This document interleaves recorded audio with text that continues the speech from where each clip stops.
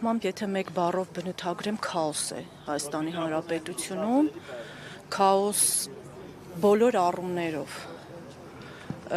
Երևի երկրում չկա, աշխարհում չկա այսպիսի մի երկիր, որը կոնկրետ կենտրոնացած լինի հոգևորականների վրա, ոտնատակ տալով ամեն մի սրբություն։ Կրոնը, որ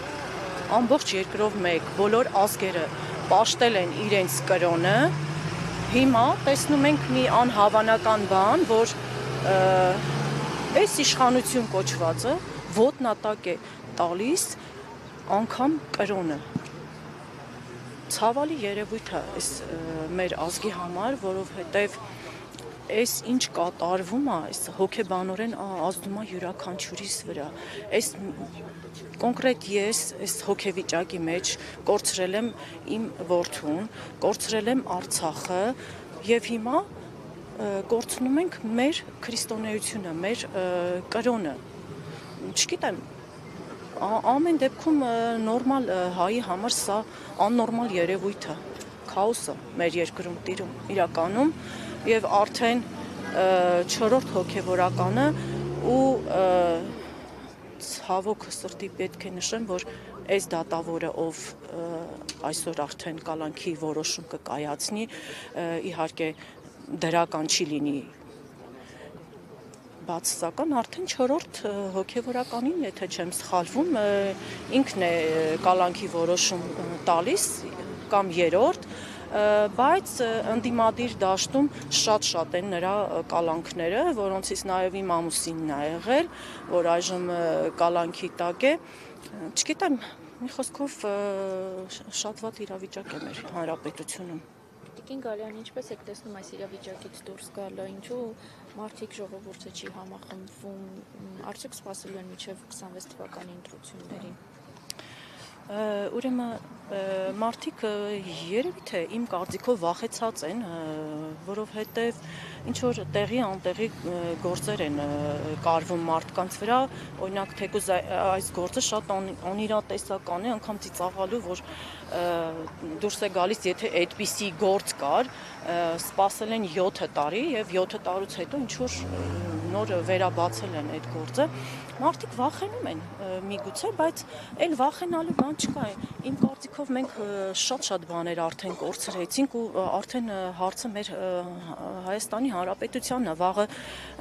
չգիտես, թուրքը գալու է, անպայման պետք է գա հասնի քաղաքի կենտրոն, որ հասկանան, որ վիճակը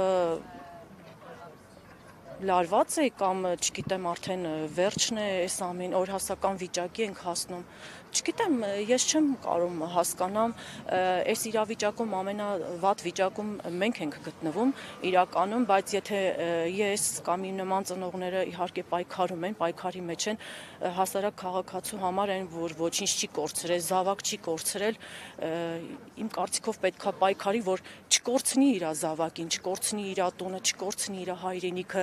Արցախցին երբեք չի պատկերացրել այս 30 տարվա մեջ, որ կարող է դառնա փախստական, թողի իր բնակավայրը, իր բույնը, իր օրանը, գա հասնի Հայաստան եւ տեղ չունենա ապրելու,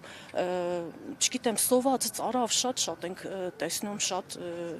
չգիտեմ, շատ դժվար իրավիճակ է։ Տիկին աստղ այսօրվա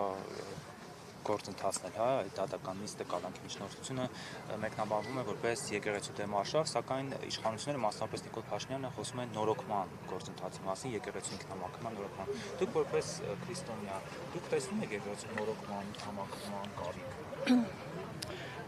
Գիտեք ինչ, Նիկոլ Փաշինյանի միակ լավագույն բանը, որ այս 7 տարիների մեջ արեց, դա բոլորի երեսը բացելն է, այո, իրական դեմքերը, իհարկե այն հոգևորականները, որոնք այդ 8 հոգևորականը, որոնք հանդիպեցին եւ այն մի քանիսը, որոնք պատարակ մատուցեցին եւ չնշեցին մեր վեհափառի անունը, իհարկե դրանց նմանները չպետք է լինեն եկեղեցում, բայց ինչ վերաբերվում է, որ իշխանությունը պետք է խառնվի եկեղեցական հարցերին, սխալ է, կամ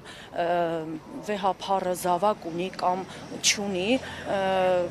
իմ կարծիքով վերջերս մեր ծնողներից Ալիսը ճիշտ բան ասեց, ես էլ վաղուց այդ մտքին եմ, որ ավելի լավ է մարդ սերունդ զավակ պարգևի, քան ուրիշի զավակներին տանի ու սպանի։ Իմ կարծիքով իշխանությունը պետք է զբաղվի երկրի անվտանգությունով, մի խոսքով ամեն ինչով բացի հոգևորականների կյանքին միջամտելուց։ Մնացած բոլոր հարցերը հոգևորականները իրենց ժողովներում, իրենց հարցերը իրենք կլուծեն։ Սա մաքրել չի, սա, չգիտեմ, թշնամացնել է ավելի շատ մարդկանց հոգևորականներին եւ ընդհանրապես ազգին մեկը մյուսին։